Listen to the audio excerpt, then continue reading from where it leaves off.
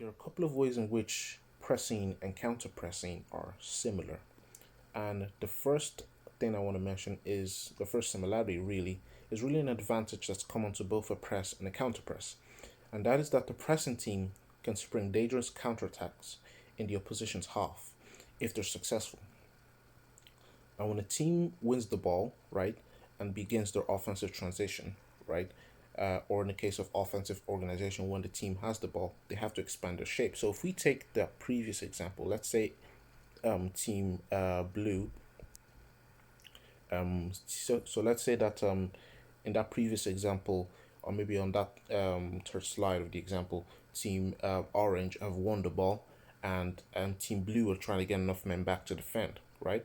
But let's say that instead of that happening, team blue actually decide to counter press, and so this is what would happen if they decide to counter press. See that yellow zone there, the players closest to that the opponent on the ball would close him down and give him no space or time to make any sort of passes to his teammates. So they cut off any passing options while at the same time giving him no time on the ball and try to aggressively win the ball back. Now, that's what happens when you counter press. Now, the problem that this poses for Team Orange is that when they're off transitioning to their offensive shape, the team has to spread out. So the team loses its compactness because it's going into offense, right? And so if the counter press is successful, a counter press can catch Team Orange in that transition phase, right? So it catches Team Orange in that state of not being compact. And so what happens is that a dangerous team blue have the chance to mount a very dangerous counterattack, right? So if you can see here, we see that team orange as team orange's entire structure is more spread out, right? It's less compact. You can see the wingers are farther apart from each other. The midfielders are farther apart and are also pushing forward, right? And that's this they are caught in the state of transitioning to their offensive shape, right? And I explained before that the reason why they would spread out is so that they would take advantage of the space on the entire pitch, and they would have to force Team Blue to defend the full width of the pitch. But now that's turned into a disadvantage for them because now they've just lost the ball as a result of Team Blue's successful counter press, right? And you can see that Team Blue have multiple players running, right? So you've got the striker making a very dangerous run with acres of space between the centre backs. You've got the auxiliary winger, number 8, making that run into the wide areas. You've also got the number 7 running to support. You've got the number 13 there, the far side winger, fullback, running into that space, running into the right channel, right? So the ball carrier has multiple options here, and this is why this is exactly why a successful counter press or even a successful press will very frequently create high quality chances, right?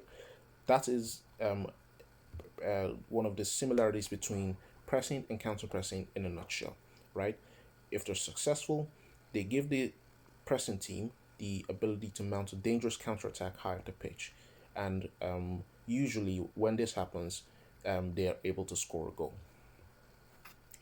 Now, the second thing I want to mention with regards to how pressing and counter pressing are similar is controlling the opponent's play. Right? So, way in which are similar is how they both help the team control the opposition's play. Now, if we take a press or a counter press, I think we've all seen it on television. We've seen it all the time when a team aggressively presses the opposition and they have no space or time for they don't have any space or time to be able to progress the ball, right? And so what this means is that the team that's being pressed can't gain any stability in possession, right? So their passing, their movement, everything is erratic and everything is reactionary, and that plays right into the pressing team's hands because it becomes predictable. That's really the one of the advantages of pressing, right? A press and a counter press is that they control the opposition's play. So instead of being reactive by reacting to the opponent pushing up the pitch in defensive transition, they they are proactive, right? And so they try to control the opposition, right? So in defensive transition, they react to the opponent pushing up the pitch, and so they get enough men back, right? So that's reactive. But with counter pressing, it's proactive. They actually try to prevent the opposition from going from one phase to another, and they try to control where the opposition are able to play the ball and how they are able to progress the ball up the pitch. Right, so they control the opposition's play, and they prevent the opposition from gaining any stability or territory in possession. Now, the last thing I want to mention, right, another thing to note that's really important is that a press and a counter press are done in an organized manner, right? So to maybe someone who has not really learned about pressing or doesn't even know what a press is, it can seem like it's not done in an organized manner because of its aggressive nature, right? Because it looks chaotic to someone who wouldn't know any better, right? But actually, the exact opposite is true. It's carefully organized and it's carefully structured in a way that the team on the team on the ball has no passing options, and the team on the ball has no space or time to be able to make a decision, right, with the ball. If it was done in a chaotic manner, when we've seen this frequently before, if it was a press was done in a chaotic manner, rather if one player goes to press and nearest passing options are uncovered, or the pressing is poorly timed, it will make the press disjointed and ineffective. And what will happen is that the opposition will easily play past it. And organization is always a key aspect of pressing and counter pressing successfully. Alright guys, that is it for today's video.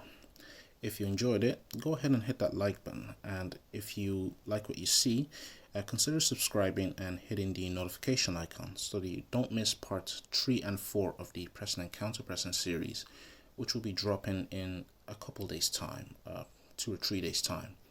If you have any opinions, comments, you think I missed out on anything, or you think there's anything I could improve on, feel free to put it in the comment sections below. I'll see you in the next one.